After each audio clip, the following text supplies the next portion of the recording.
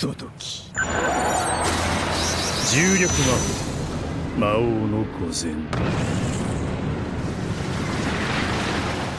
It's so boring when you get these slow training arcs that increase our main character's skills. So what do we do to erase the boredom? Well, we've got some cool anime awakenings. Yep, these are the ones that kick down power hierarchies and send the main characters to the very top. Without wait, let's see the 10 best anime awakenings of 2021. 俺は俺の望むまま俺の選んだ方法でお前たちの意志に関係なく There's nothing more helpful to a dystopian world than a friendly neighborhood vampire doctor. In the world of Vanitas, this black-haired stranger is our mysterious doctor. What are his medical tools? A book and a blue aura of magic.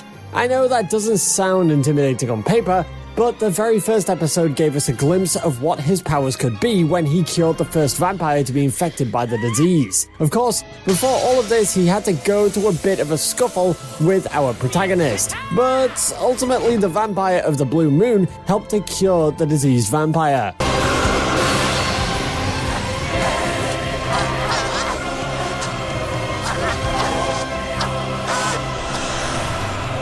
The origins and mystery behind the power aren't explained until the later episodes, and I definitely don't want to spoil that for you, so go ahead and check this series out.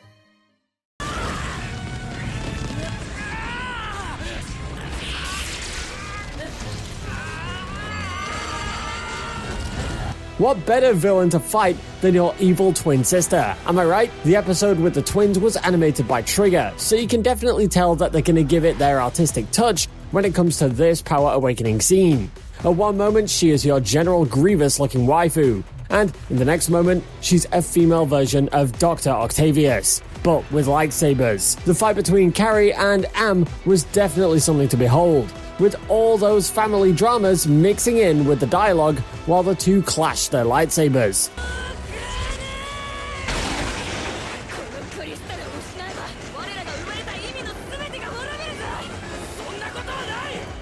The animation was complemented with the power scales of the twins, and each shot gave us a visual spectacle of the repercussions of Am's power awakening. Last one. You're not even trying. This is too easy.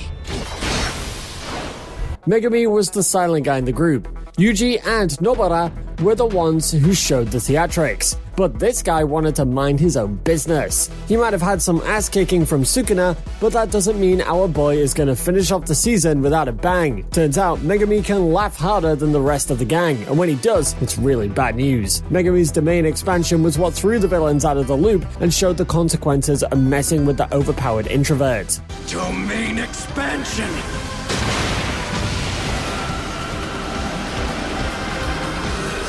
Chimera Shadow Garden!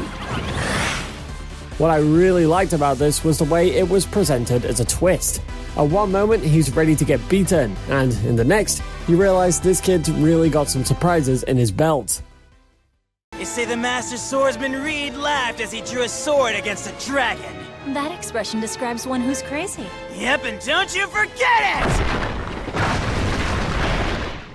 It's not every day you see a Bakugo-looking fellow transform into a tiger, and oh, did I mention how he did it with style? Garfield has transformed into his demonic form many times. But there's no better power awakening than his transformation during his fight with Elsa. Why? Come on, our Beast Boy finally got an opponent he deserves. And what better opponent for an angry teenager than a masochistic killer? The power awakening of Garfield didn't happen suddenly. Instead, we're shown how he slowly transforms to his demonic beast form to take Elsa down.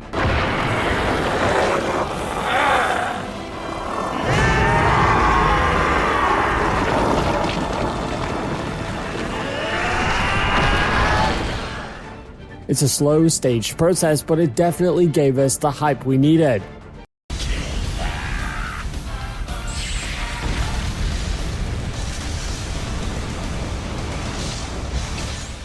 Remember Thor from the movies? Well, what if I told you that he isn't the best guy to wield the Mjolnir? I know a lot of Marvel fans are going to argue with me about this, but if you want to see the contender, then meet Thor from The Record of Ragnarok. This guy doesn't have just your average hammer. He's got a big chunk of metal that can make his opponent turn into a pancake. I mean, look at its size. And what's way better than the hammer itself was the way that it was revealed to us. In his fight with Lu Bu, Mjolnir literally grew 10 times the size until it turned into a hammer that could send the Hulkbuster flying into space.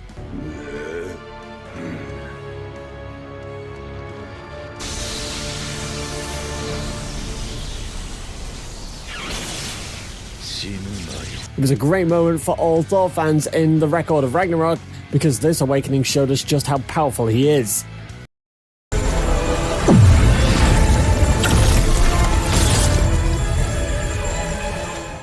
Who thought our slime would ever be as powerful to literally call the power of a demon lord? Turns out becoming a demon lord is not so impossible for this guy, because with this power awakening, Rimuru showed how overpowered he was in terms of magical strength. This time there were no barriers because he literally kicked out the power scales and rose to the very top of the power hierarchy.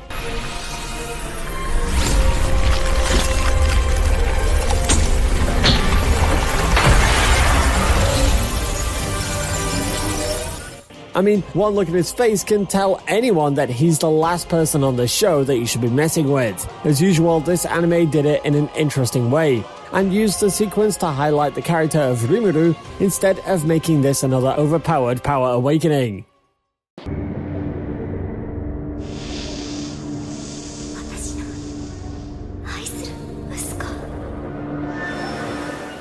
Asta screaming isn't anything new, but Asta going into rage mode and sending Dante to see the heavens? Now that's something I'm interested in. Asta's devil power is what helped him overpower Dante. But that's not what we should be speaking about. We should be speaking about the power awakening itself. You know, this isn't one of those power awakenings that takes a nice and slow route. Because right then, Asta was locked into a fight with Dante, and Dante being Dante, had plenty of things to say to switch on Asta's rage mode.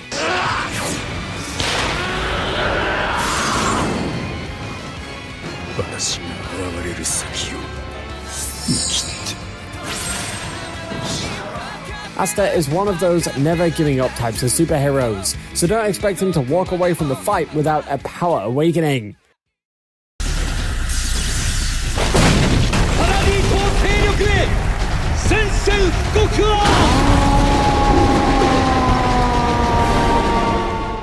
Taiba wanted a declaration of war, so Eren just gave him one. He wanted to destroy Paradise, Eren destroyed Libero. Several months later, I can see just how much of an impact this scene made on the audience, because this is the first time we realized Eren is the bad guy and the means he would go to achieve his freedom. The transformation itself was nicely done, with one handshake of one of your old rivals ending up with Eren reducing the population count of Libero in half. One of the best things about this power awakening is the plot twist that it brought with it. The sides were changed, the lines of morality were blurred, and this was the episode that changed the tone of the whole series. Was it for the good or for the bad? Well, we'll never know until the final season finishes.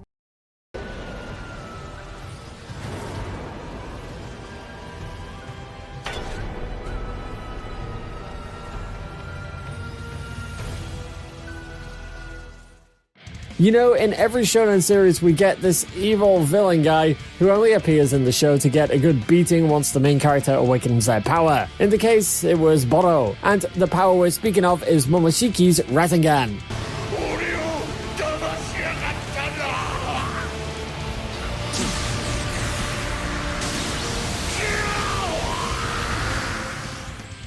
This year was a huge one for Boruto fans, because this went from the average run-of-the-mill shonen to one of the most hyped series of all time. And the best thing about it is how each of these power awakening scenes contributed to it. This isn't your normal stage-by-stage power awakening, because Boruto went from shonen hero to overpowered Rasengan wielder in one instance, and it was really fun to watch.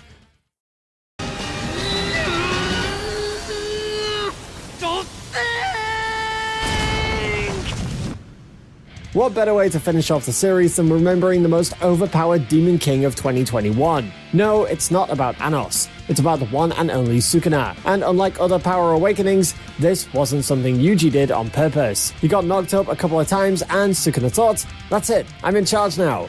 But he took things a bit too far when he sliced off the monster into pieces. Malevolent Shrine.